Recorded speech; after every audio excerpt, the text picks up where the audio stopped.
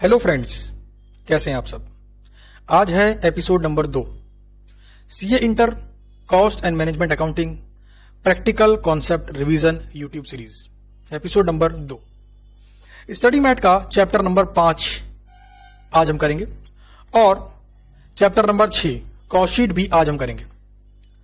जो भी कॉन्सेप्ट है इस चैप्टर के अंदर, उस कॉन्सेप्ट को डिटेल में करेंगे और इस वीडियो सीरीज से आपको कॉस्ट एंड मैनेजमेंट अकाउंटिंग के जो भी कॉन्सेप्ट हैं 100% रिवाइज हो जाएंगे।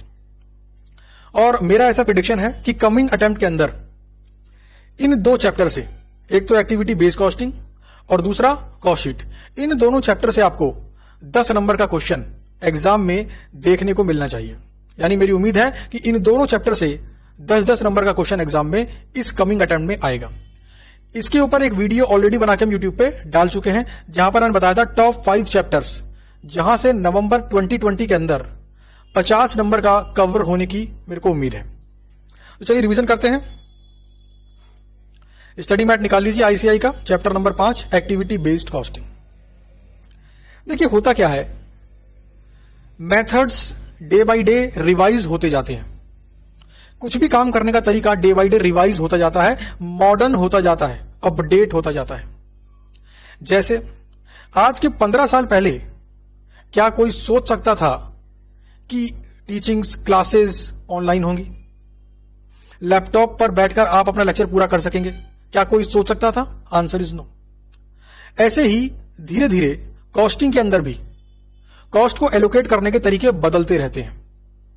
पहले के टाइम पे था एब्जॉर्प्शन कॉस्टिंग मेथड, जिसे हम बोलते हैं देसी तरीका। एक कंपनी बनाती है मान लो 3 प्रोडक्ट ए, बी और सी। तीनों को बनाने में कुछ कॉमन खर्चा होता है। एग्जांपल के लिए फैक्ट्री का रेंट। क्यों भाई, उसी फैक्ट्री के अंदर तीनों बनते हैं। प्रोडक्ट ए भी वहीं बनता है, प्रोडक्ट बी भी वहीं बनता है और प्रोडक्ट सी भी वहीं बनता है। अब सवाल यह था कि फैक्ट्री रेंट के इस खर्चे को हम तीनों प्रोडक्ट में किस रेशो में बांटें, कैसे बांटें इसको। तो पहले के टाइम पे बोला गया कि 6 तरीके हैं इस ओवरहेड कॉस्ट को बांटने के। 6 तरीके। सबसे पहला, एक व्यक्ति ने बोला इसको आप डायरेक्ट मटेरियल कॉस्ट के बेस पे बांट दो। यानी कि जिस रेशो के अंदर प्रोडक्ट ए, बी और सी को बनाने में डायरेक्ट मटेरियल कॉस्ट लगती है, उस रेशो में इस खर्चे को तीनों में डिवाइड कर दो। और ऐसा मान लेंगे हम कि ए के लिए इतना खर्चा हुआ, बी के लिए इतना खर्चा हुआ और सी के लिए इतना खर्चा हुआ। यह पहले व्यक्ति ने बोला।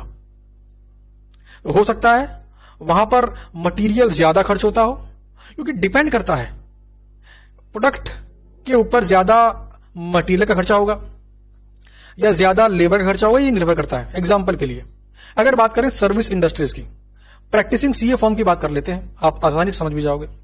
प्रैक्टिसिंग सीए फॉर्म के अंदर आपका मटेरियल कॉस्ट कम लगता है, लेकिन लेबर कॉस्ट ज्यादा लगता है।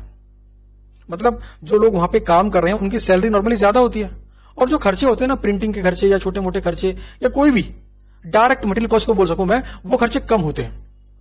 हालांकि printing is an overhead cost.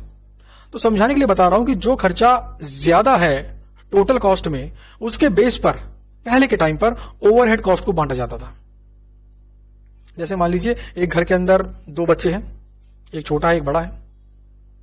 बड़े बच्चे की खुराक ज्यादा होगी और छोटे बच्चे की थोड़ी सी कम खुराक होगी। अगर मान लो पेरेंट्स उन दोनों बच्चों को एक रेस्टोरेंट में लेके गए और खाने का बिल आया 500 रुपए।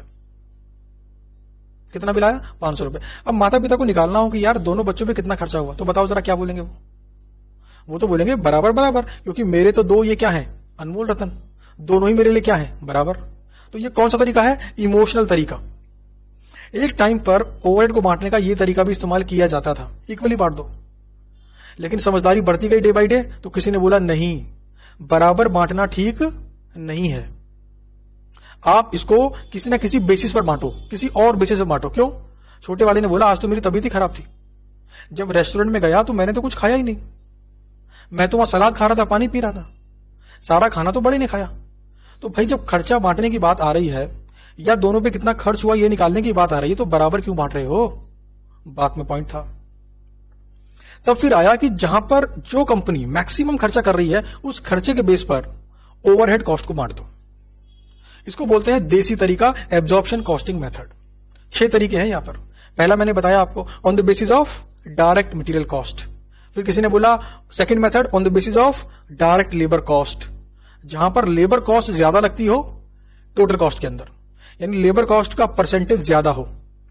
जैसे अगर टोटल कॉस्ट 100 रुपए है तो लेबर कॉस्ट 60% हो, 70% हो, तो ऐसी एंटिटीज क्या करती हैं, कॉमन खर्चे को लेबर कॉस्ट के बेस पे बांटती हैं। Third method prime cost. Fourth method labour hours के बेस पे बांट दो। फिफ्थ मेथड मशीन आवर्स के बेस पे बांट दो। सिक्स्थ मेथड यूनिट्स प्रोड्यूस्ड के बेस पे बांट दो। तो इक्वली बांटने के बाद जब एक नई रुपरेखा बनी, कॉस्टिंग को, कॉस्ट को बांटने के तरीके खोजने की जब शुरुआत हुई, तो सबने बोला कि ये 6 तरीके हैं, जहां पर मैक्सिमम कॉस्ट आपकी लगती हो उस वाले मेथड को आप बेस मानते हुए ओवरहेड कॉस्ट को बांट दो। लेकिन अब धीरे धीरे जिस तरह मॉडर्न बिजनेस एनवायरनमेंट आगे बढ़ता चला गया, एक और समझदार व्यक्ति पैदा हुए जिन्होंने कहा कि कॉस्ट को बांटने के लिए ये 6 के 6 मेथड भी बाइज्ड हैं।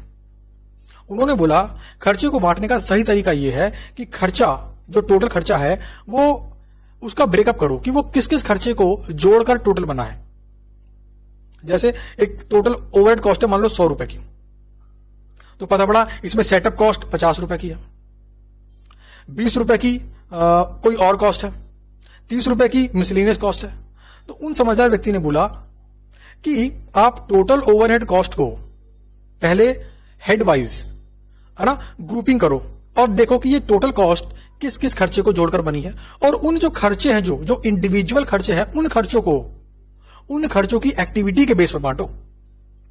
यानी कि अगर 2 दोस्त रेस्टोरेंट के अंदर पार्टी करने गए हैं और वो दोनों दोस्त सीए कर रहे हैं और उन दोनों दोस्तों ने अगर एक्टिविटी बेस्ड कॉस्टिंग चैप्टर पढ़ रखा है, तो वो क्या बोलेंगे, भाई रेस्टोरेंट के बिल को बांट रहे हैं ना, तो ये बता कि 2000 का जो बिल बना है, इसमें चपाती का कितना खर्चा है, इसमें सब्जी का कितना खर्चा है, इसमें गुलाब जामुन का कितना खर्चा है, इसमें पानी का कितना खर्चा है। फिर क्या बोलेंगे, अब बता तूने कितनी चपाती खाई, मैंने कितनी चपाती खाई। तो चपाती वाले खर्चे को चपाती कितनी खाई के रेशो में बांटना चाहिए। लॉजिकल है। अच्छा गुलाब जामुन, हाँ भाई तूने 2 खाए मैंने 3 खाए, तो 2:3 के रेशो में बांट दो। तो इसको बोलते हैं एक्टिविटी बेस्ड कॉस्टिंग। यानी कि कोई भी खर्चा किस वजह से होता है, वो कौन सा काम है जिसे करने से वो खर्चा होता है, उस काम के आधार पर उस खर्चे को प्रोडक्ट में बांटो। ये बोलता है एक्टिविटी बेस्ड कॉस्टिंग। तो ये चैप्टर है ओवरहेड कॉस्ट को प्रोडक्ट में बांटने के नए तरीकों के बारे में बताता है। ये आज का मॉडर्न तरीका है। आज की डेट में ओवरहेड कॉस्ट को ऐसे ही बांटा जाता है, लेकिन आज के 25 साल पहले की बात करूं, 30 साल पहले की बात करूं या 50 साल पहले की बात करूं, तो उस टाइम पर एक्टिविटी बेस्ड कॉस्टिंग के बेस पर नहीं बांटा जाता था। उस टाइम पर बांटा जाता था उन 6 मेथड्स के हिसाब से। एग्जाम में क्वेश्चन कैसा आता है, एग्जाम में क्वेश्चन आएगा, और ध्यान देना जब भी इस चैप्टर से क्वेश्चन आएगा 10 नंबर का तो होना ही होना है उसको। वो 15 नंबर या 20 नंबर का भी हो सकता है, बट 10 नंबर के चांसेस ज्यादा हैं। हो सकता है 10 नंबर के अंदर प्रैक्टिकल पूछ ले और इसी चैप्टर से रिलेटेड 5 नंबर की थ्योरी पूछ ले, पॉसिबिलिटी तो है। लेकिन जब भी इस चैप्टर से क्वेश्चन आएगा एग्जाम में प्रैक्टिकल, 10 नंबर का आना ही आना है। और नॉर्मली इस चैप्टर में कैसा क्वेश्चन पूछते हैं, वो बोलते हैं एक कंपनी है, फलाना फलाना प्रोडक्ट बनाती है, पहले ये देसी तरीका इस्तेमाल करती थी ओवरहेड को बांटने का, और वो जो तरीका होगा ना शायद क्वेश्चन में वो भी बताया गया हो कि उन 6 में से कौन सा मेथड है जिसके बेस पर ये कंपनी अभी राइट नाउ ओवरहेड कॉस्ट को बांटती थी।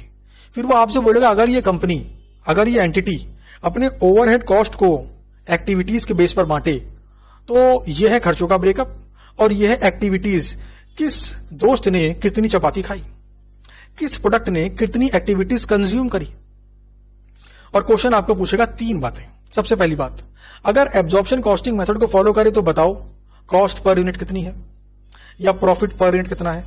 दूसरी बात, अगर ये कंपनी एक्टिविटी बेस्ड कॉस्टिंग का इस्तेमाल करे तो बताओ कॉस्ट पर यूनिट कितनी है या प्रॉफिट पर यूनिट कितना है। तीसरी बात, आपको पूछेगा डिफरेंस की वजह क्या है। भाई जब देसी तरीका कंपनी फॉलो कर रही थी और अब जब मॉडर्न तरीका कंपनी फॉलो कर रही है, तो कॉस्ट पर यूनिट में डिफरेंस आ रहा है, तो बताओ ना इसमें डिफरेंस क्यों आ गया। तो कुछ नहीं, आपको कमेंट बाजी करनी है, 5-6 लाइनें लिखनी है आपको उसके अंदर, और इसका आंसर फिक्स है 3rd पार्ट का। सिंपल सी बात है भाई, एक्टिविटी बेस्ड कॉस्टिंग मॉडर्न तरीका है, एक्टिविटीज कितनी कंज्यूम हुई इसके बेस पर ओवरहेड कॉस्ट को बांटने का। यह तरीका बिल्कुल मॉडर्न तरीका है। इस तरीके के फायदे क्या हैं? अगर एक कंपनी के 3 प्रोडक्ट हैं और वो कंपनी किसी प्रोडक्ट में लॉस कमा रही है, सोचो लॉस, क्या कभी भी कोई कंपनी अपने किसी भी प्रोडक्ट में लॉस कमाना चाहेगी? Answer is no. लॉस नहीं कमाना चाहेगी, वो चाहेगी हर प्रोडक्ट प्रॉफिटेबल हो।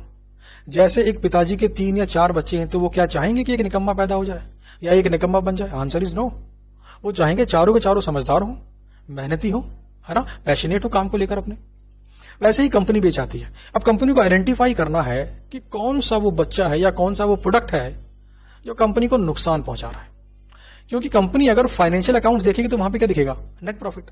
अब भाई नेट प्रॉफिट तो तीनों का मिलाकर है, चारों का मिलाकर है, बट कौन सा वो बच्चा है जो कंपनी के लिए ज्यादा फायदेमंद है और कौन सा वो बच्चा है जो कंपनी के लिए कम फायदेमंद है या फिर कंपनी को लॉस दे रहा है? तो कंपनी ऐसे में क्या करती है, जो लॉस मेकिंग प्रोडक्ट है या तो उसको बनाना बंद कर सकती है। हाँ, 3 प्रोडक्ट थे, एक हटा दिया, अब क्या बचे? सिर्फ 2 अनमोल रतन। और अगर जो प्रोडक्ट ज्यादा प्रॉफिटेबल है उसकी मार्केटिंग पर, उसके नए नए फीचर्स ऐड करने पर, उसमें कस्टमर को और बेनिफिट्स देने पर कंपनी फोकस कर सकती है। तो एक्टिविटी बेस्ड कॉस्टिंग के बाद प्रोडक्ट वाइज प्रॉफिट निकालने की प्रथा चालू हुई और कंपनी एनालाइज करने लगी कि आखिर हमारा कौन सा सुपर प्रोडक्ट है, हमारा कौन सा स्टार प्रोडक्ट है, हमारा कौन सा प्रोडक्ट ऐसा है जिसकी वजह से हम 60 to 70% प्रॉफिट कमाते हैं। तो ये है बेनिफिट एक्टिविटी बेस्ड कॉस्टिंग का। बहुत ही सिंपल है। इसमें क्या करना होगा आपको निकालना होगा कि एक्टिविटी की कॉस्ट कितनी और उस कॉस्ट को प्रोडक्ट में जोड़ देना हो कॉस्ट के अंदर on the basis of number of activities consumed. सबसे पहले आ जाइए आप पेज नंबर 5.4 पर। पेज नंबर 5.4 पर आते हैं। ये राजी पेज नंबर 5.4 और ये दिख रही है आपको table, example of cost drivers. आपको अलग अलग प्रकार के खर्चे क्वेश्चन में दिए गए होंगे, जैसे customer service cost, marketing cost, distribution cost, design cost, R&D cost. अब इस कॉस्ट को आपको प्रोडक्ट में बांटना है। बांटेंगे किस बेस पर? यह भी क्वेश्चन के अंदर बताया गया होता है। कई बार क्वेश्चन मुंह से बोल देता है, कई बार क्वेश्चन सिर्फ इशारा करता है। आपको समझना है उसके इशारे को और उस बेसिस को लेकर आपने इस कॉमन कॉस्ट को, इस ओवरहेड कॉस्ट को सभी प्रोडक्ट में बांट देना है। यहां पर आपको मल्टीपल ऑप्शन दिख रहे होंगे। देखो मल्टीपल ऑप्शन है ना। ये क्या बोलता है? कस्टमर सर्विस कॉस्ट को आप नंबर ऑफ सर्विस कॉल्स के बेस पे बांट दो, या नंबर ऑफ प्रोडक्ट सर्विस के बेस पे बांट दो, या hours spent on servicing product के बेस पे बांट दो। अब सवाल ये किसके बेस पे बांटे? तो डिपेंड करता है क्वेश्चन में क्या इंफॉर्मेशन दी गई है। अगर एक खर्चे को बांटने के 2 आधार दिए गए हैं तो ऐसे में क्या करना पड़ेगा आपको कोशिश करनी पड़ेगी कि ये जानने की, सोचने की कौन सा बेस्ट है, और वहां पर एक नोट लिखकर आप सॉल्व कर सकते हैं क्वेश्चन को, पूरे नंबर मिलने वाले। इसके बाद आ जाइए पेज नंबर 5.11 पर, यानी 5.11।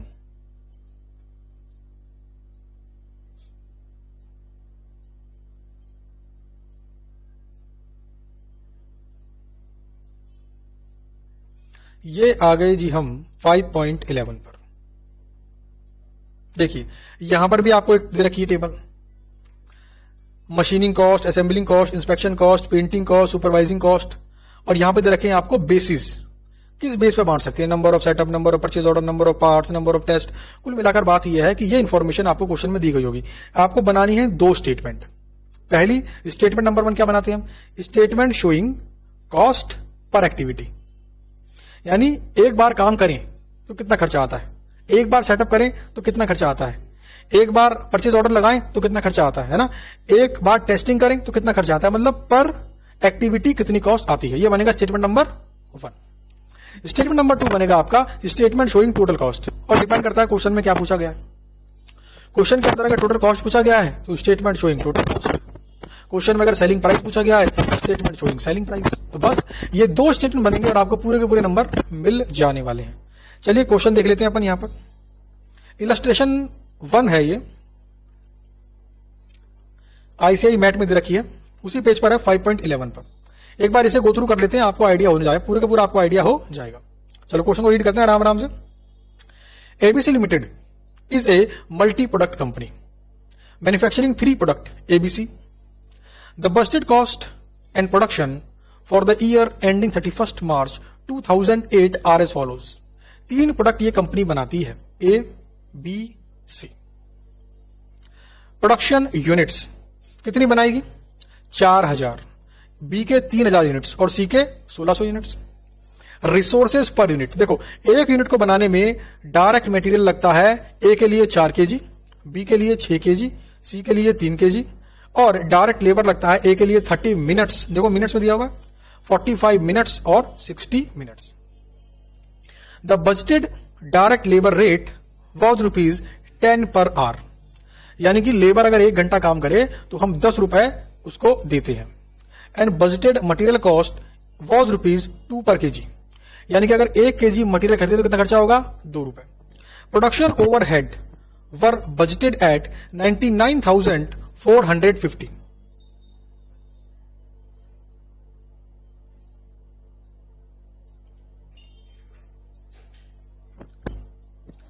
Production overhead were budgeted at 99,450 and were absorbed to product using direct labor hour rate. ABC Limited followed an absorption costing system.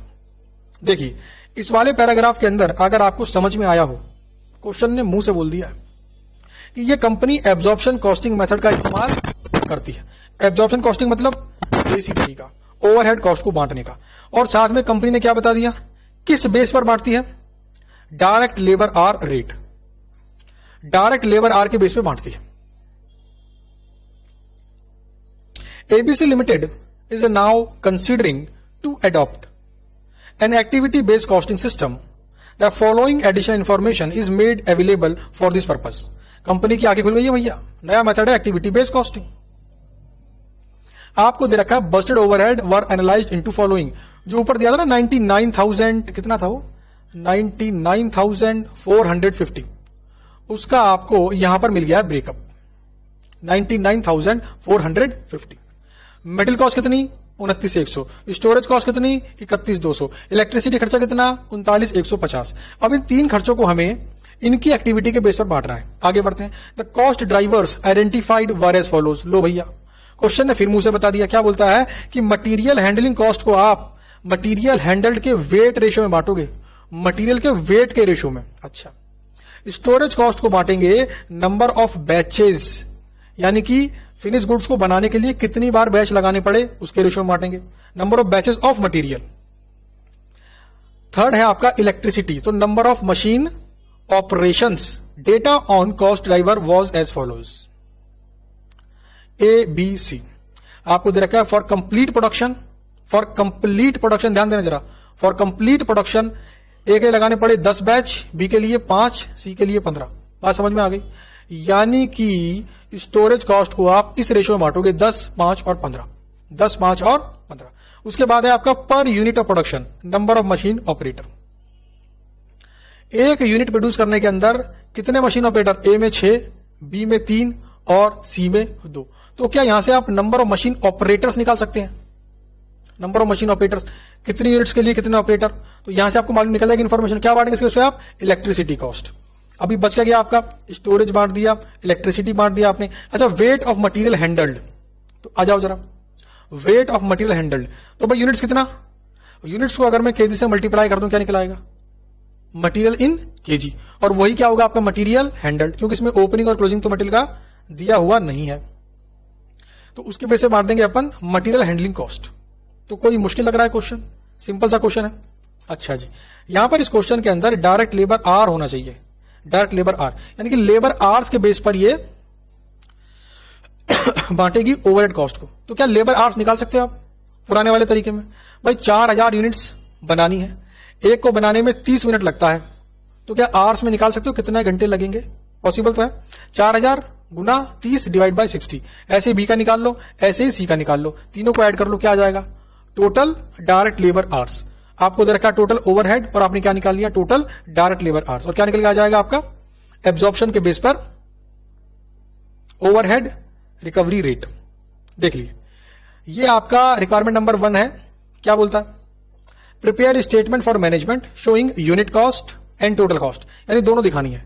Per unit कितना कॉस्ट और टोटलिटी में कितना of each product using absorption costing method.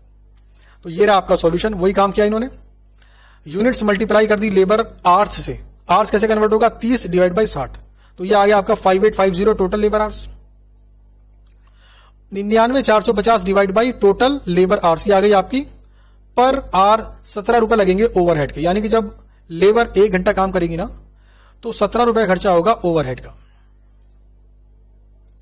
अब देखिए direct labour, ये cost निकाल लेंगे आप। डायरेक्ट लेबर यहां पे आपको दे रखा है रुपीज में सब कुछ, स्टेटमेंट शोइंग यूनिट कॉस्ट है। आपको ऊपर लेबर टाइम भी दिया हुआ था मिनट्स में, अच्छा लेबर रेट भी दे रखा था आपको। उन दोनों को मल्टीप्लाई करके क्या आप पर यूनिट लेबर कॉस्ट निकाल सकते हैं, आंसर इज यस। फिर आप क्या per unit direct material cost निकाल सकते हैं, आंसर इज यस। ऊपर दे रखा है केजी में और साथ में दे रखा है मटेरियल का प्राइस पर केजी, दोनों को मल्टीप्लाई कर दो। फिर ये रहा आपका प्रोडक्शन ओवरहेड, कितने घंटे काम करना पड़ेगा एक यूनिट को बनाने में, ये तो ऊपर दिया हुआ है 30 मिनट, तो 30/60 कर दिया। मल्टीप्लाई करना पड़ेगा आपको 17 रुपए से। क्यों 17 रुपए, क्या है ओवरहेड रिकवरी कॉस्ट रेट। तीनों को ऐड कर दो, क्या आ जाएगा आपका कॉस्ट पर यूनिट। यूनिट से मल्टीप्लाई कर दो, क्या आ गया आपका टोटल कॉस्ट। तो आपको बात समझ में आई होगी। देखो एग्जाम के अंदर फॉर्मेट कोई भी लगा सकते हो आप अपने हिसाब से, फॉर्मेट खुद से बना सकते हो आप अपने हिसाब से। बस एक ही शर्त है कि आपका फॉर्मेट समझ में आए, सिंपल हो और आंसर निकल आए, बस। अब बात करते हैं सेकंड वाले की। अब बात करते हैं, देखिए ये वही बात है जो मैंने बताई थी आपको, यूनिट्स को मल्टीप्लाई कर दो, केजी से क्या निकल आएगा आपका टोटल वेट, यानी 38,000 आ गया, तीनों को ऐड करोगे तो। फिर यहां पर टोटल ऑपरेशंस आ गए आपके, और टोटल बैचेस ऑफ मटेरियल तो गिवन था क्वेश्चन के अंदर 10, 5 और 15। 10, 5 और 15। नंबर ऑफ मशीन ऑपरेटर्स 10, तो पूरे साल में बनी है आपकी, बनाएंगे मतलब आपकी 4000 यूनिट्स, और एक में 6 तो 24,000 यूनिट से मल्टीप्लाई कर दिया। 3 गुना 3 9,000 और 16 गुना 2 32, तीनों को ऐड कर दो 36,200। इसके बेस पे बांटा जाएगा आपका, इसके बेस पे बांटा जाएगा आपका इलेक्ट्रिसिटी कॉस्ट। तो तीनों के निकाल लिए बेसिस, और वही काम यहां पे किया है, बस अलग अलग इसको ऐड कर दिया। मटेरियल हैंडलिंग स्टोरेज क्या आ गई आपकी कॉस्ट पर यूनिट, यूनिट से मल्टीप्लाई कर दिया, क्या आ गया आपका टोटल कॉस्ट। तो बस इतना ही सिंपल क्वेश्चन एग्जाम में आता है, और एग्जाम में जब भी आएगा आपको आइडिया लगाना है किस बेसिस पर अपने को कौन सा खर्चा बांटना है। क्वेश्चन में इंफॉर्मेशन गिवन होगी, इस क्वेश्चन में क्वेश्चन ने मुंह से बोल दिया, किसी किसी क्वेश्चन में आपको आइडिया लगाना पड़ेगा किसके बेसिस बांटना चाहिए। एग्जाम्पल के लिए सेटअप कॉस्ट है तो नंबर ऑफ सेटअप के बेस पर, परचेज ऑर्डर कॉस्ट है तो नंबर ऑफ परचेज ऑर्डर के बेस पर, टेस्टिंग कॉस्ट है तो नंबर ऑफ टेस्टिंग आवर्स के बेस पर। तो ये बहुत ही सिंपल है, आपको बिल्कुल भी दिक्कत नहीं होने वाली। तो ये था आपका चैप्टर नंबर 5। अब आते हैं चैप्टर नंबर 6 पर, कॉस्ट शीट।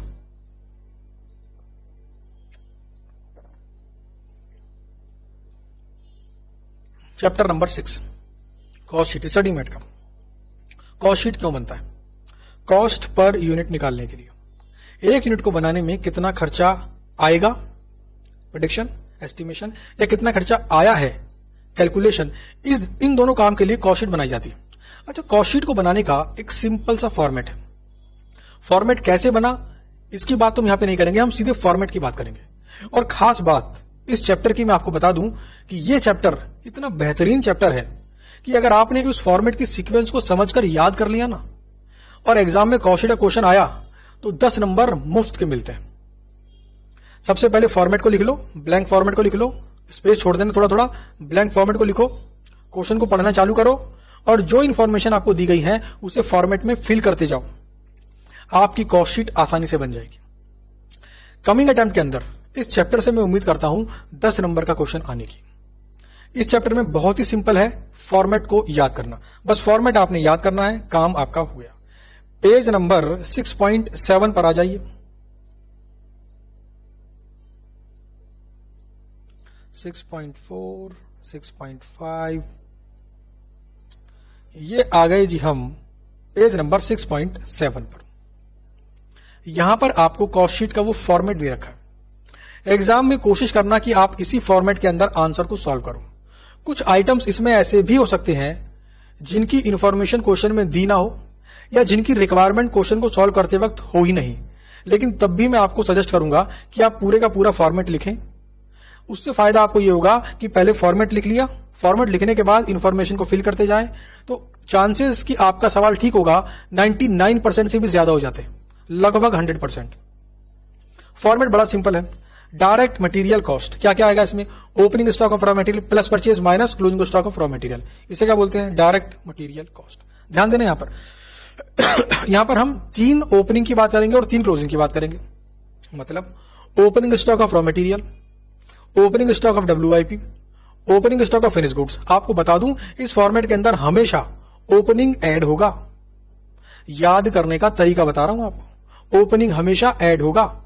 और 3 प्रकार की क्लोजिंग होगा इसके अंदर, closing stock of raw material, closing stock of WIP, closing stock of finish goods. Closing हमेशा माइनस होगा। तो direct material cost plus add करें डायरेक्ट लेबर कॉस्ट प्लस करें डायरेक्ट एक्सपेंस। डायरेक्ट एक्सपेंस को चार्जेबल एक्सपेंस भी कहते हैं। और आगे आपका प्राइम कॉस्ट। प्राइम कॉस्ट में ऐड करें factory overhead, opening WIP minus करें क्लोजिंग WIP, आ गई आपकी फैक्ट्री कॉस्ट। ध्यान देना यहां पर भी ओपनिंग ऐड हुआ है, क्लोजिंग लेस हुआ है, ऊपर भी ओपनिंग ऐड हुआ है, क्लोजिंग लेस हुआ है। नीचे आ जाओ भैया, quality control cost, research and development cost, administrative overhead relating to production activity. यानी यहां पर सिर्फ वही एडमिन ओवरहेड आएगा जो प्रोडक्शन से रिलेटेड है, जो प्रोडक्शन से रिलेटेड नहीं है वो नीचे आने वाला है। Minus credit for recovery scrap by product miscellaneous income add primary packing cost, ये क्या आ गया आपका? Cost of production. फिर ऐड करें opening stock of finish goods minus करें closing stock of finish goods, आ गया कॉस्ट ऑफ गुड्स सोल्ड। फिर से आ गया एडमिन ओवरहेड, कौन सा? इन जनरल, यानी स्पेसिफिक प्रोडक्शन से रिलेटेड वाला नहीं, जनरल। ऐड करें सेलिंग एंड डिस्ट्रीब्यूशन ओवरहेड, क्या आ गया आपका? Cost of sales. तो ये है जी वो फॉर्मेट। अगर आपने फॉर्मेट समझकर याद कर लिया है, एग्जाम में कॉस्ट शीट का क्वेश्चन आसानी से कर लोगे। इस चैप्टर को वैसे भी मैं 1 फॉर्मेट चैप्टर कहता हूं, यानी फॉर्मेट अगर आपने याद कर लिया, मामला तय हो गया आपका कि एग्जाम में क्वेश्चन कर लोगे आप। पेज नंबर 6.10 पे आइए एक बार। 6.10 आपको बताओ एग्जाम में करना कैसे है। एग्जाम में पहले तो क्वेश्चन पढ़ना पड़ेगा आपको, रिवर्स रीडिंग टेक्निक। सबसे पहले क्या पढ़नी? क्वेश्चन की रिक्वायरमेंट। रिक्वायरमेंट को पढ़ लेने के बाद क्वेश्चन को पढ़ेंगे, है ना। अच्छा, क्वेश्चन को पढ़ते पढ़ते क्या करना है? मन में उसके आंसर को फ्रेम करना है। एक बार मन में आंसर फ्रेम हो गया तो कॉपी पे लिखना आसान है। कॉस्ट शीट में क्या करना है? क्वेश्चन को पढ़ लेने के बाद, है ना, रिक्वायरमेंट पढ़ ली, क्वेश्चन पढ़ लिया, मन में फ्रेम कर लिया। अभी क्या करना है? सबसे पहले कॉस्ट शीट के फॉर्मेट को लिख देना है, ब्लैंक फॉर्मेट को। फिर पहली इंफॉर्मेशन पढ़ी, फिल कर दिया। दूसरी इंफॉर्मेशन करी, फॉर्मेट को फिल कर दिया। तीसरी इंफॉर्मेशन पढ़ी, फॉर्मेट को फिल कर दिया। ऐसे करते करते करते आखिरी इंफॉर्मेशन को कॉस्ट शीट के फॉर्मेट में फिल कर दो। ऐसा करने पर कॉस्ट शीट के क्वेश्चन में कभी भी गलती नहीं होगी। और अगर कॉस्ट शीट के क्वेश्चन में गलती हो गई ना, तो इसको मैं महापाप कहता हूं। कॉस्ट शीट एक बेसिक चैप्टर है, एक आधार चैप्टर है, एक फाउंडेशन वाला चैप्टर है कॉस्ट एंड मैनेजमेंट अकाउंटिंग का। अगर इसमें गड़बड़ हो गई तो बहुत ही दुख की बात है, क्योंकि बहुत ही सिंपल क्वेश्चन होता है, कोई दिक्कत नहीं आती और 10 नंबर आपको मुफ्त के मिलते हैं। ठीक है तो कॉस्ट शीट का ये फॉर्मेट ही मेन है, इसको याद कर लेना, बात बन जाएगी। तो आज हमने इस एपिसोड में 2 चैप्टर की। अच्छा, कुछ खास बात, एग्जाम के अंदर इस प्रकार के क्वेश्चन को, जैसे कॉस्ट शीट हो गया या फिर एक्टिविटी बेस्ड कॉस्टिंग हो गया, इस प्रकार के क्वेश्चंस को कोशिश करोगे पहले करो, क्योंकि ये क्वेश्चंस इन दोनों चैप्टर से आने वाले 90% क्वेश्चंस डिफिकल्ट नहीं होते, आसान होते हैं, प्रोवाइडेड कॉन्सेप्ट आपको रिकॉर्ड हो। कॉन्सेप्ट पूरा पता होना चाहिए आपको, ये तो पहली शर्त है। दूसरी बात, आपने क्वेश्चंस की प्रैक्टिस घर पे की हुई हो। अगर आप हमारे रजिस्टर स्टूडेंट हैं तो आपने कैटेगरी ए क्वेश्चंस बनाकर देखे हो, और अगर आप सेल्फ स्टडी कर रहे हैं तो आपने घर पर प्रैक्टिस की हुई हो, आंसर को सिर्फ वेरीफाई ना किया हो, क्वेश्चन को हाथ से सॉल्व करके देखा हो। तो ये 20 नंबर फ्री के मिलते हैं। कॉस्टिंग पेपर से डरने वाले स्टूडेंट को इन दोनों चैप्टर के ऊपर अच्छा फोकस करना चाहिए। ये दोनों के दोनों चैप्टर बहुत स्कोरिंग है, कम समय के अंदर ज्यादा मार्क्स आपको देते हैं दोनों चैप्टर। उम्मीद करता हूं कि आज का ये एपिसोड नंबर 2 आपको अच्छा लगा होगा, और अगर ये एपिसोड आपको अच्छा लगा है तो वीडियो के नीचे कमेंट करें और अपने किसी ऐसे दोस्त को जरूर शेयर करें जो कॉस्टिंग से घबराते हैं और कमिंग अटेम्प्ट के अंदर जिनका एग्जाम है या फिर कोई सेल्फ स्टडी कर रहे हैं, तो उनको ये वीडियो जरूर शेयर करें। इस वीडियो से उनको एक राह मिलेगी, एक चीज समझ में आएगी कि आखिर कैसे हम कॉस्टिंग के अंदर एग्जाम्शन तो बड़ी आसानी से लेके आ सकते हैं। चलिए मिलते हैं आपसे अपने अगले एपिसोड के अंदर। Thank you.